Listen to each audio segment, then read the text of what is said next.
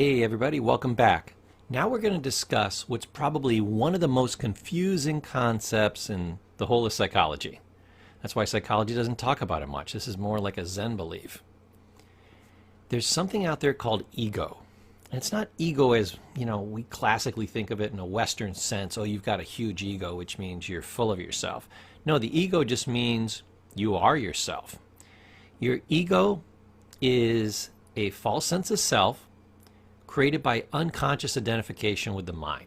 What does that mean? Your mind creates an I. Think of it this way. You have a squirrel out in your backyard. What's your squirrel's name? Your squirrel doesn't have one. Even other squirrels don't have a name for that squirrel. Why? There is no I in a squirrel's mind. Only humans have what's called metacognition. Now, a meta-study is when you're looking at multiple studies to figure something out. Metacognition is when you have multiple thoughts. But it's more than that. It's when you think about your thinking. A squirrel doesn't think about their thinking. They see a nut, they eat the nut. They don't think about the nut. They don't critique it. They don't have reviews about it. They don't ask their friends, where do you find the best nuts? And are these tasty nuts? Or are these nuts going to give me gas? They don't think about it. See it, eat it. Okay? There's water, drink it. Tree, climb it. Another squirrel come in, play or run. Simple. They don't think about themselves. They don't think, does my tail look like it's getting fat? They don't think about their thinking. This is a major defect of the human brain. That we have this I and we actually think it's ourselves. It actually becomes this other character in our mind which has incorporated itself into our mind and creates a false sense of I. And this is what will, and we'll talk about this in the next section, what ultimately becomes your negative inner critic.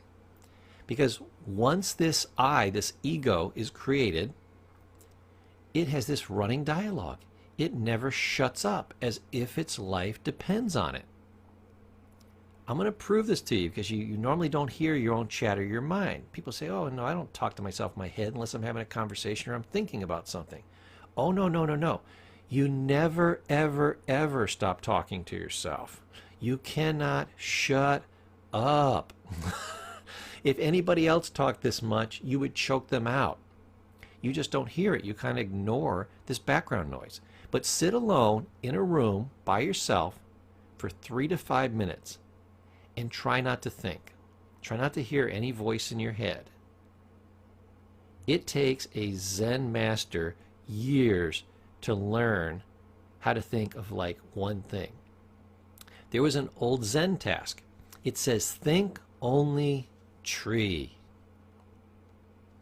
And you look at the tree and you only think tree and you don't think about anything else. Then you have mastery.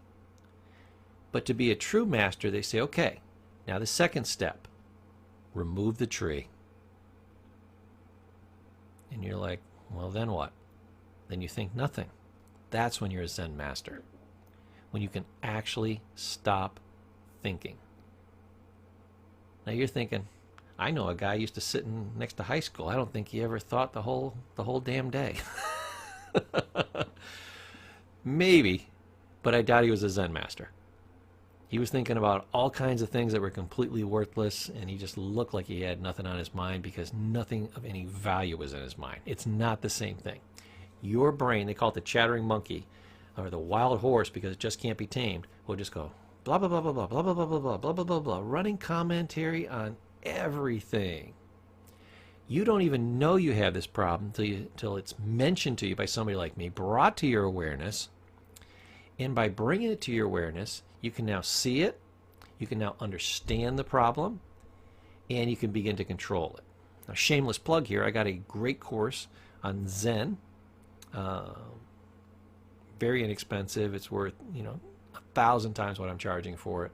But grab it. It's my gift to the universe to just give this away for free. I want this information out there. I do not want people suffering. I've been a therapist pretty much my whole life.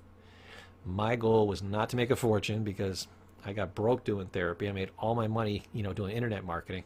Never made any money doing therapy. Went broke. I would have never retired because I want to help people. That's it. Even with the internet marketing, what's my goal with internet marketing? Make a boatload of money. Why?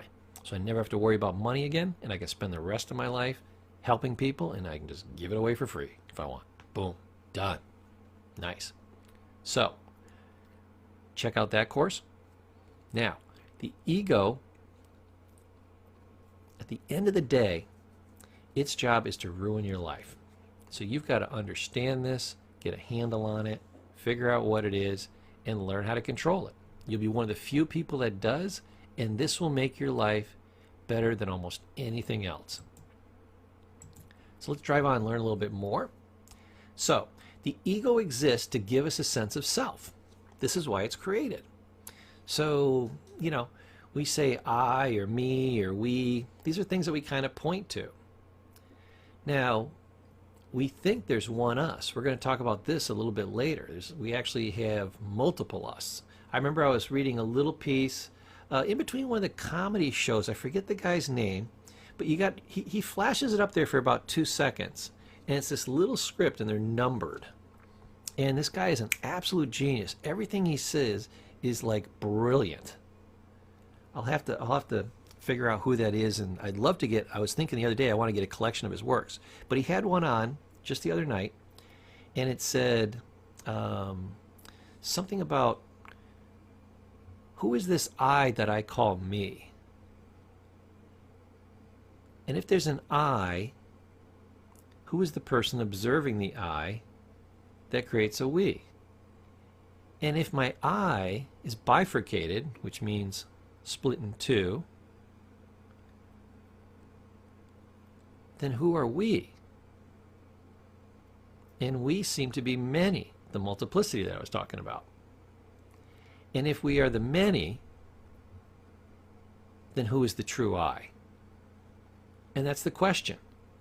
Because you have an I, you have this ego, and then you can sit outside, like I said, sit in a room for 3 to 5 minutes and listen, observe this ego blather on.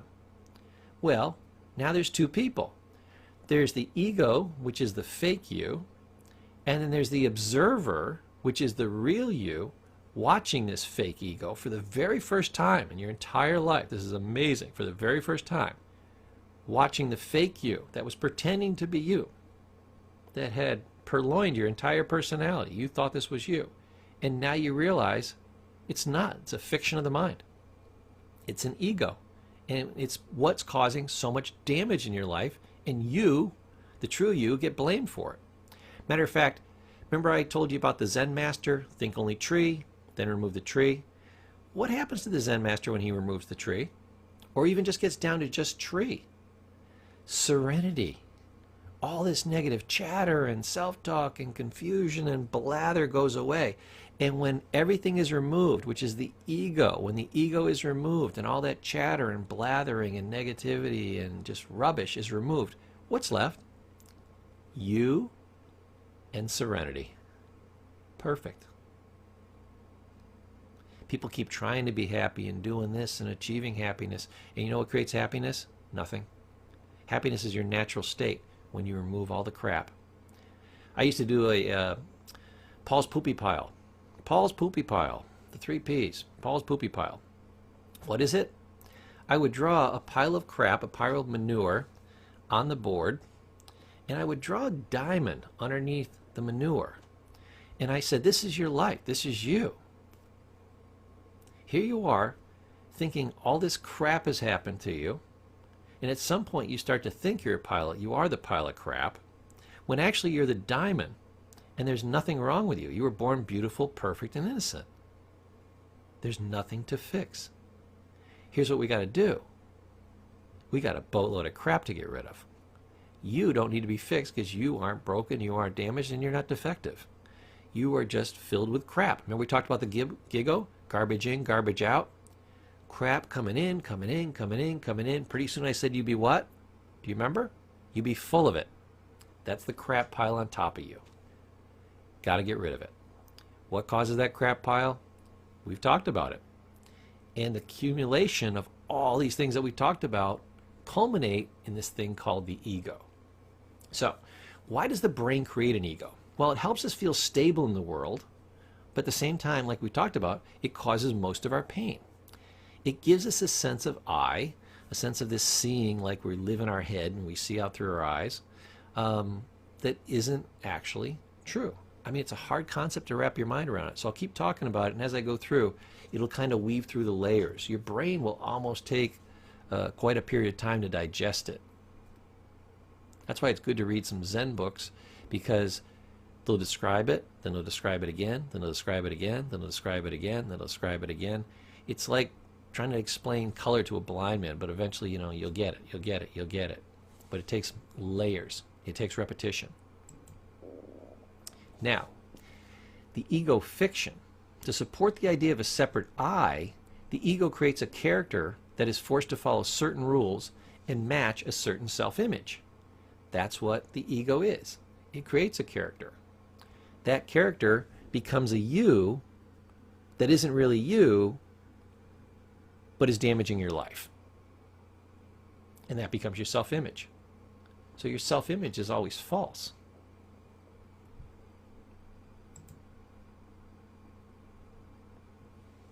So, the false self-image, one, creates pain so it can live. The ego needs pain. If there's not pain, if there's not a problem that it has to solve, if there's not something for it to think about, and it loves to think about the negative. I used to watch CNN. Do you know what CNN stands for? It stands for constantly negative news. Now, we laugh at that, but that's accurate. That's what your false self-image is, your false ego is. It constantly cranks out negativity, negativity, negativity, like CNN, constantly negative news. They talk for half an hour about nothing but negativity, and then it cycles over and over and over again. This is exactly what your ego does. It thinks of negative things. It's highly repetitive. It almost always thinks about the exact same thing over and over and over again, and it loops and it loops and it loops and it loops and it loops. If I made you sit through the same movie every single day, all day for the rest of your life, that would be pretty much what the ego does. You don't get bored because your own pain is fascinating to this crazy ego. It loves to listen to it. Nobody else would want to listen to it, but I said, strangely, you will, because you're not really listening. It's going subliminally in the back of your head. And again, alone in a room by yourself, get all the noise, all the distractions gone. Not only will you hear it, you will not be able to avoid it. It drives people a little nuts at first when they start hearing it over and over again, because now it's like, I said, don't think about a pink elephant, and all of a sudden, that's all you're thinking about. So, next, the false image makes us feel bad about ourselves. It constantly distracts ourselves. The ego doesn't want you to focus on it, because if you focus on it, you realize how stupid it is, how negative it is, you'll want to destroy it, and you'll eventually get rid of it. So what it does is it distracts you with different things, all kinds of distractions. It puts you in pain, and then distraction is the way that you get away from the pain. You focus on something that isn't the pain. So we're constantly using distractions. Look at how people try to, quote unquote, pleasure themselves. They don't pleasure themselves by thinking happy thoughts in the room by themselves. Oh, no, no, no, no. We need something outside ourselves to make ourselves feel better about ourselves, to distract us. We distract ourselves with sex and alcohol and gambling and the number one with a bullet, TV shows, yakking with other people, talking on the phone, talking on Facebook, talking on Instagram, all these ways that we communicate about absolutely nothing. Most of what we talk about is absolutely worthless. If I said to you, hey, do you know that the average person spends an hour and a half to 3 hours every single day on the internet, on the web, on their phone? That's about 1,000 hours a year. I say, so every 2 years, actually it's a little over because there's 7 days in a week, sorry. It's going to be about 1,200 hours. So about every 2 years, that's about a year and a half of work. That's huge. And I say, in all that talking, all that blathering, all that whatever the hell you were doing on the internet, did you learn one thing that made your life better? And they probably can't think of one. In over 2,000 hours, you can't think of one? In 2,500 hours, you can't think of one? Did you make even $1? Maybe it's got some monetary value. No, it's a distraction. TV shows are all about distractions. Matter of fact, they're very fast paced. If you watch, they won't go more than 5 or 6 seconds without changing the scene or changing a character or changing an angle or a shot. They have to keep moving, moving, moving. Why? Because if it's not distracting enough, your pleasure will go down. The more distracting it is, the more pleasurable it is, because the only goal was to have it be distracting. TV has two goals, two main goals psychologically. Well, three. One is to sell you something. That's why it exists. But the second two things that I was thinking of was major distraction and for you to have things in your life that you're never going to have. You're never going to have the hottest girl or man. You're never going to be incredibly wealthy. You're never going to go to all these exotic locations. You're never going to be a superhero or a super agent or a super anything. For the average person, their life is boring. It's work in a factory, twist, bolt on nuts. Look through the yellow pages. It's insane how boring jobs are. Bookkeeping, automotive, it's the same thing over and over and over again. I became a therapist because at least there'd be a little bit of variety. And I switched jobs multiple times because even that got boring at times. I'd do therapy, then I'd teach, then I'd want to do stuff on the stage, then I want to do stuff on the internet, then I want to go out and do flooring or something, do something completely different, work security. I didn't care. I had multiple jobs because I would get bored easily. Why? Because most jobs, after a very short period of time, they're boring and they're repetitive. So TV takes us away from all this. They call it the opium of the masses. So, distraction is huge. It's one of the leading pains that you get from the ego because you're spending a life in distraction. You're not actually living it.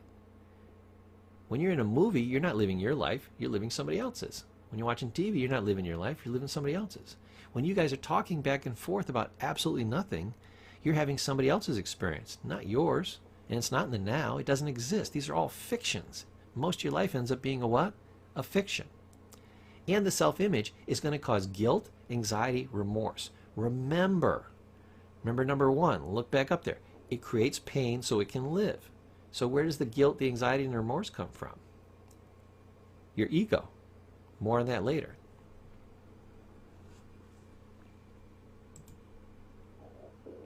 Now, the ego is actually the problem posing as the solution. I actually came up with this phrase for addiction. The addiction was the problem posing as the solution. Oh, you don't feel good? Have a drink, snort a line, take a shot, pop a pill. You'll feel better. Cops pull you over for DUI? Screw them. Let's talk crap about cops and drink our ass off until we don't care anymore. Well, isn't that how we got the DUI in the first place? Yeah, but don't worry about that. Let's get back to the solution. No, we're getting back to the problem. We're getting back to the drink or drug. So addiction is the problem posing as a solution. Oh, you got a pain in your shoulder? I got a pill for that. You can drink for that. Wife's a pain in the butt? Just drink till you don't care anymore. You're a pain in the butt. Drink until you don't care about you anymore. Can't sleep at night? Drink yourself to sleep. Take a pill for that. Snort a line. It's the problem posing a solution. So the ego is the same thing. It makes you feel pain and then says, don't worry, I'll distract you and make you feel better. I'll come up with this great solution like drinking, drugging, sex, gambling, all these distractions to make the pain go away. So it creates the pain and then says, I'll help you solve it. And most of the time it's not even solving it. Sometimes it's just the problem posing as the problem. It puts you in the problem, then what you do, you sit in it. You sit in it like an acid and it just burns you. It's nasty. The ego is nasty. It is not your friend. That's why I say take the Zen course, because why? You really need an in-depth education on how to get away from this thing. So, we actually defend our ego. Remember, we think we are the ego, so we defend it. Like when somebody says something negative about us, we feel like we have to say something back. Why? To defend the ego. Otherwise, you yourself, in a quiet mind, the you, the observer, the real you, wouldn't care what somebody said about you. Somebody says to me, hey, Paul, you're a jerk. I don't even understand what that means. Because my ego would say, hey, you can't say that about me, and it would get all upset. But the real me says, well, I know I'm not a jerk, so obviously you're confused. Okay, we got a confused person in front of us. I can't get upset about that. I could feel pity in my heart for him, but that's about it. I can't get upset. Why? Because it's not true. I don't feel the need to defend myself because I know it's not true. When you're not sure, and your ego's never sure, it's always insecure. It's like, hey, it's got to defend itself. You can't say that to me, and I'm going to get you back, and I need revenge, and blah, blah, blah, blah. That's the ego. You yourself don't care. Or if somebody came up to me and said, hey, Paul, you're a jerk, and I thought about it for a minute, and I go, you know what? I haven't checked on that for a while. Thank you. I'm going to watch for a day, and I'm going to see when I'm a good guy and when I'm kind of a jerk. And I'm going to look at that two ways. Sometimes I'm a jerk to other people, and sometimes I'm a jerk to myself. I better live with that for a day and see if you're right or not, because you might be seeing something, you know? So you're either wrong, and I don't have to feel bad about that, or you're right, and bless your heart for telling me. It's the ego that feels bad when people say things about you. So we have all kinds of different defense mechanisms to protect this false ego. Let's take a look. Now, some of these are helpful, most of these are hurtful, but these are your basic defense mechanisms. Now there's more, but remember, this is the course on why people do what they do. So a lot of why they do what they do is them acting out these defense mechanisms. So I'm going to spend a little bit of time with them. Not too much time, but some. The first defense mechanism is acceptance. Hey, they said something about me, you know, that's going to happen X number of times in life. I best, you know, just let it go. You know, if it doesn't apply, let it fly, you know, and have some acceptance. That's a good defense mechanism. Now, sometimes it's a bad defense mechanism if you're in an abusive relationship and somebody says you're a jerk and you go, oh my God, yeah, he's right. I'm not always nice, and I had his dinner late, and da-da-da-da, and you know, you start accepting that, hey, I am a jerk. Maybe I should apologize, you know? How can I do better? I got to turn this around. I don't want to feel like a jerk my whole life. That's the wrong kind of acceptance, okay? But it's common, isn't it? Acting out. Hey, you can't talk to me that way, and blah, blah, blah, blah, or, you know, I act out a different way, you know, I go home and, you know, kick the dog or something, you know, or I'm, you know, grumpy with my wife or whatever. That's another kind of acting out. Avoidance. I just start avoiding, you know, people, places, and things that cause me pain. Now, avoidance can be helpful, you know. If you have nasty people in your life and you don't want that kind of negativity and you don't want to feel bad, avoiding them is a beautiful thing to do. I used to call it the proximity rule. You know, I try to, you know, almost like a restraining order. I try to restrain myself. I keep myself 100 feet from any negative people. Why? Because they can't shout much farther than that. Or, you know, I won't even garner their attention. I'm outside the zone, the area of operation if you're military. You know, you're not going to get hit because you're not in the AO, you know, the area of operation. So stay outside that 100-foot zone and you'll be good.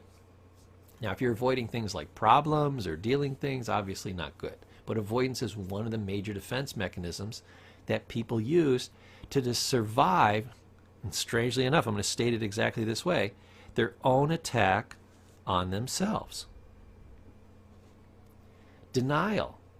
Denial can be me denying it to you, even though I know it's true, or I partially deny it to myself. I go, that's not really true, but I'm kind of, you know, I'm taking a little bite of the apple. Or I completely deny it. That's not true because I'm just simply ignorant of it. Or there's the kind of denial where I heard it, it was true, but I suppressed it, I let it go, I blew it off, I gave an excuse why it wasn't true, and later I just plain forgot about it, and it becomes unconscious denial. Humor.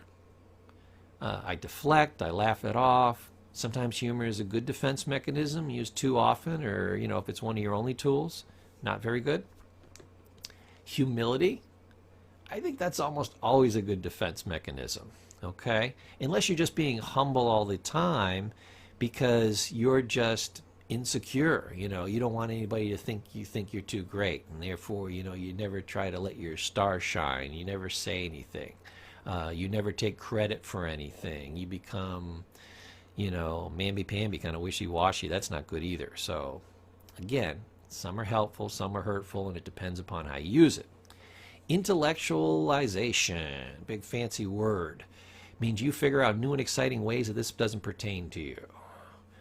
No, I can have 6 glasses of wine a day because it's essentially grape juice and is full of riboflavins and flavonoids, and my doctor told me, a couple of drinks a day is good for your heart. Well, remember he said a couple, not 6. A couple is 2. 1, 2. Oh, look at that lovely couple. There's not 6 of them.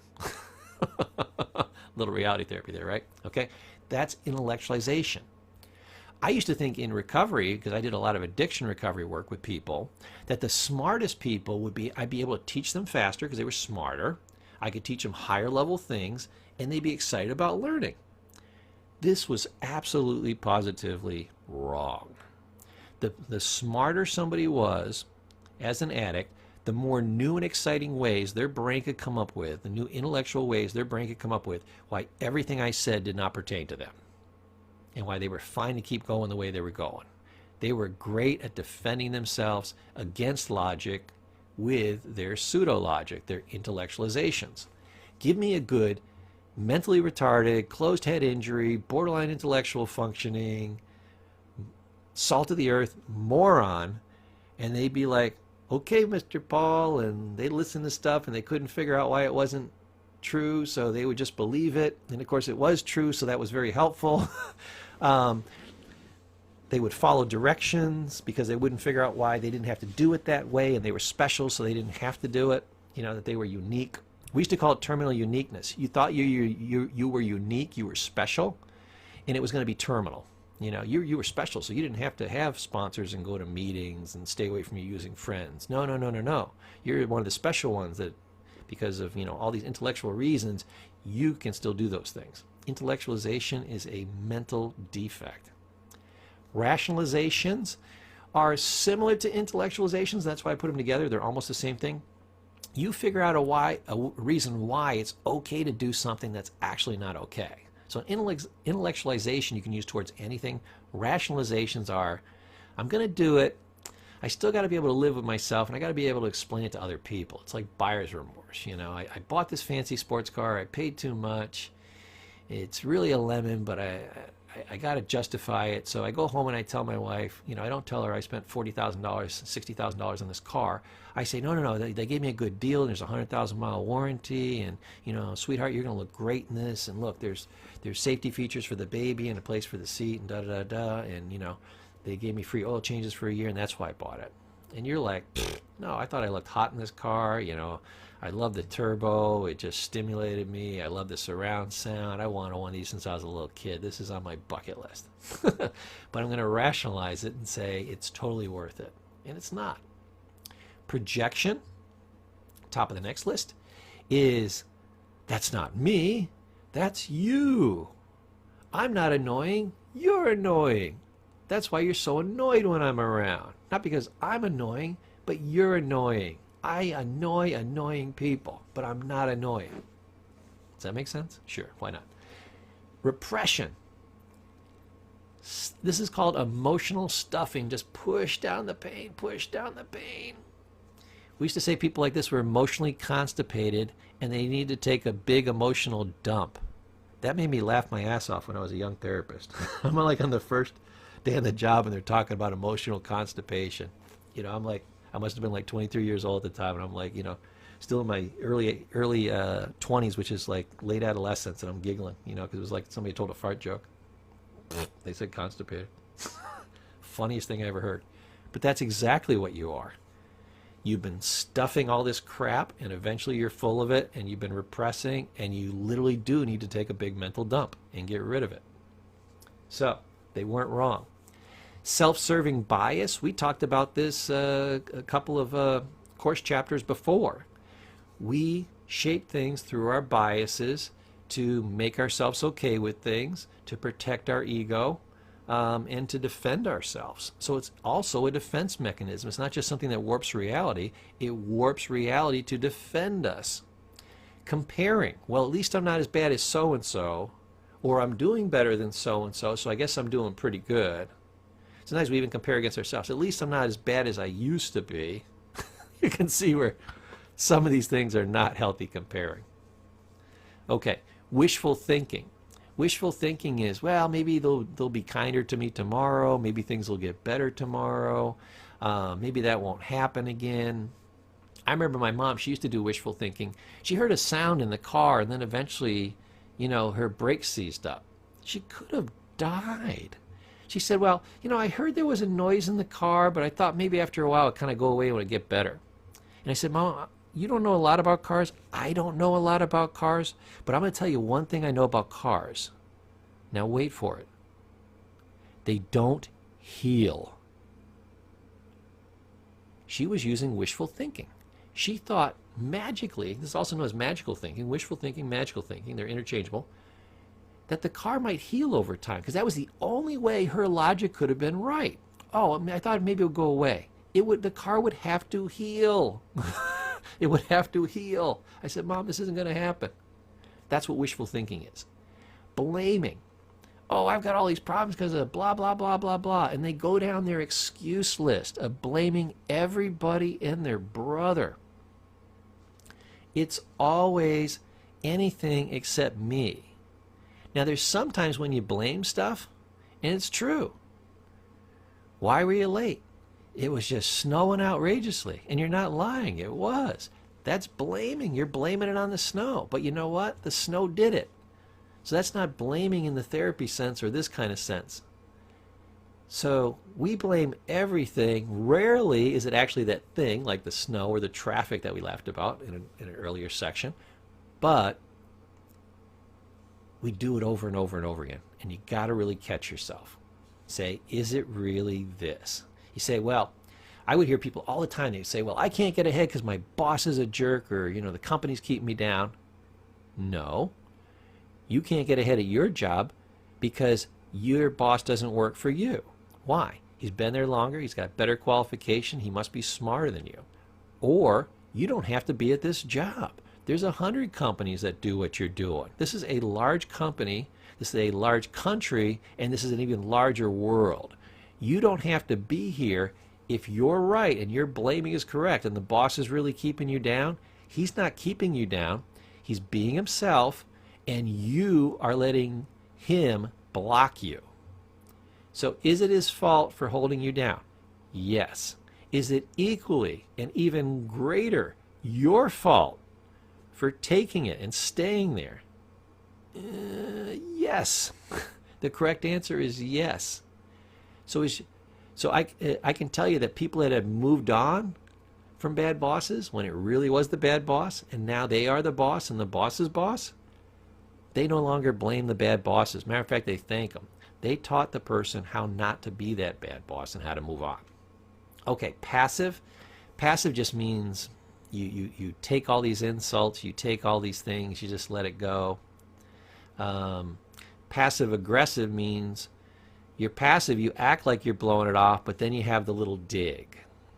You're always doing little tiny things. They say what is not worked out will be acted out. Okay? You and your wife argue about the paint color for a room. She says, fine, we'll take this one. But she's not really happy. You can tell by the expression, the tonality. Later that night, you want to have some playtimes with the wife. Okay? All of a sudden, that ain't happening. She's got a headache. She's not feeling good. She got to get up in the morning. Boom. Passive aggressiveness. Next day you're getting leftovers instead of, fresh cooked food. All of a sudden your clothes aren't clean. All kinds of things. She's ignoring you. On and on and on. This is all passive aggressiveness. Boom. Okay, that's it for this section. I'll see you in the next section. We're going to go over some more secrets of psychology. See you then.